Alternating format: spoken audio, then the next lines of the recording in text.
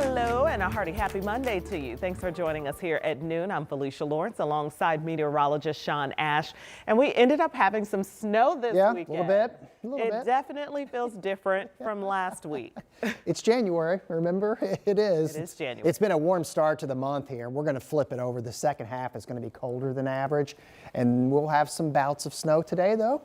Not bad. Sunshine. If you want a little warmer, Felicia, I think tomorrow is going to be your day here. So let's get you ready for what's ahead. Outside we go. Sunshine hitting the pavement here across central Indiana. This is 465 there at Kentucky Avenue.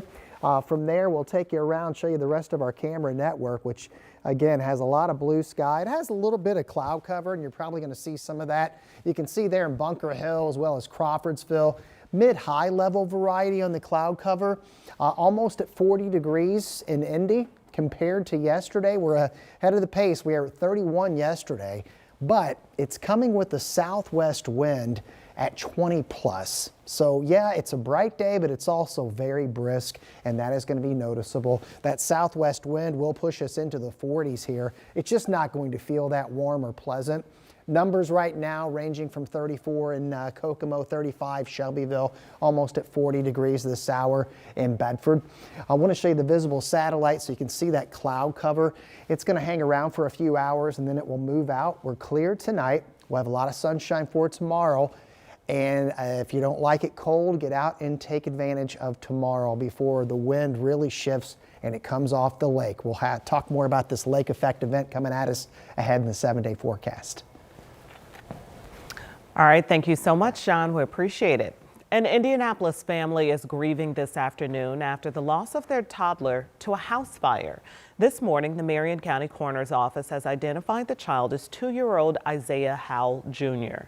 And now their community is stepping up with an outpouring of support for the family. Brandon Schaff has this sad story. This home is not far from where that devastating fire happened on Saturday evening that claimed the life of that 2-year-old boy.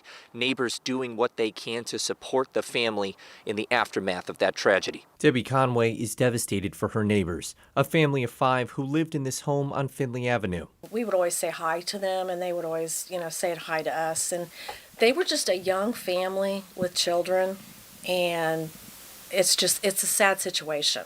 Very, very sad. During the fire, 2-year-old Isaiah Howell Jr. got trapped upstairs. His parents told firefighters they were only able to get 2 of their children, a 4-year-old and a 13-month-old, out of the burning house, along with their dog.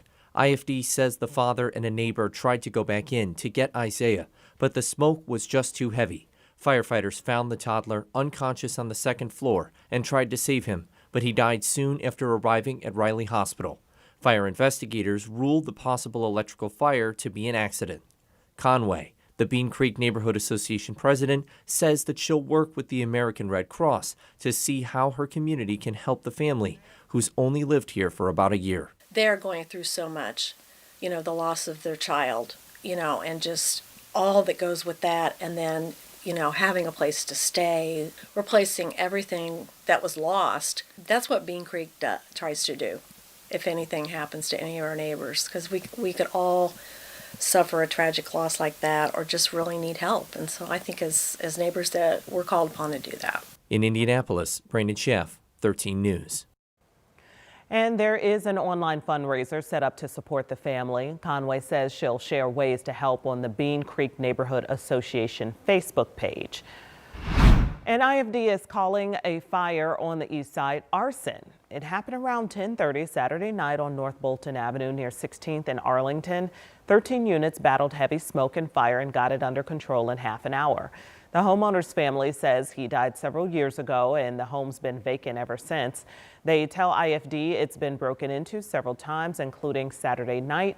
No word yet on any suspects. A 39-year-old man is dead after a shooting on the city's northwest side. This happened just after 5 Saturday evening on St. Thomas Lane near 38th and 465. Officers say they found Vincent Turner with gunshot wounds at the scene. He was taken to the hospital where he later died. Police do not believe this was a random act. They're hoping the community steps up to help them solve the case. Our officers are canvassing this area, hoping to speak with witnesses. So if anybody saw anything, we're asking that you please come forth with any information that you may have.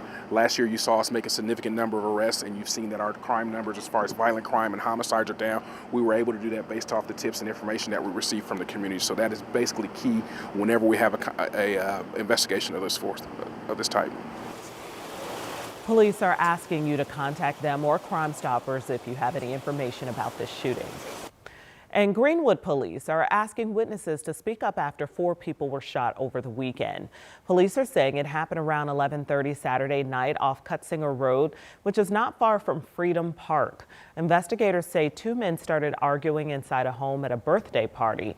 The men pulled out guns and started shooting. Police say a 37-year-old man died at the scene and a 38-year-old man later died at the hospital. Investigators say 2 other men went to the hospital for gunshot wounds. Police in Cass County are searching for an escaped inmate. So take a good look at this picture. This is his picture. Police say 49-year-old Scott Pearson escaped from Community Corrections in Logansport after cutting off his ankle monitor. He was supposed to be transferred to the Cass County Detention Center. Police say Pearson drove off in a white 2015 Ford Escape and ditched the ankle monitor. He's serving a 3-year sentence after being convicted on drug charges.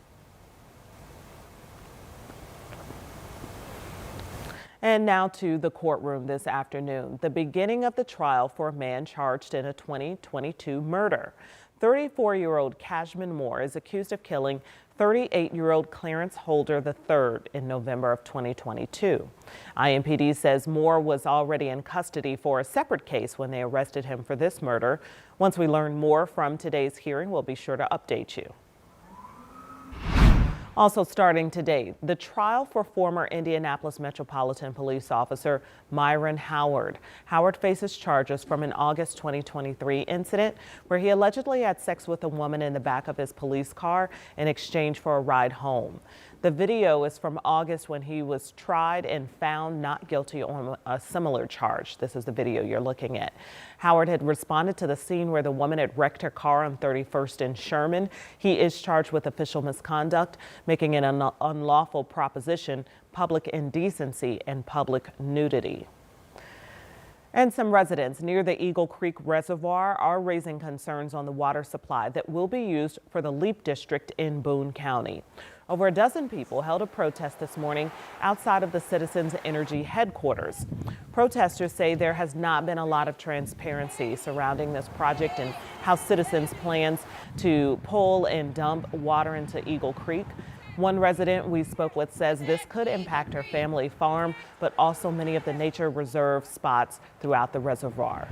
And so just thinking about how that will affect them and just all of the wildlife, the well water, a lot of those people that live there are on wells, and so this will affect their water. And water is a basic right that we have, and so this is just really concerning that this has been done behind closed doors.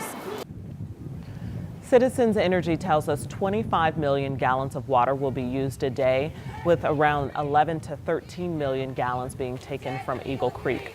They do plan on hosting a town hall later this month to hear more from residents.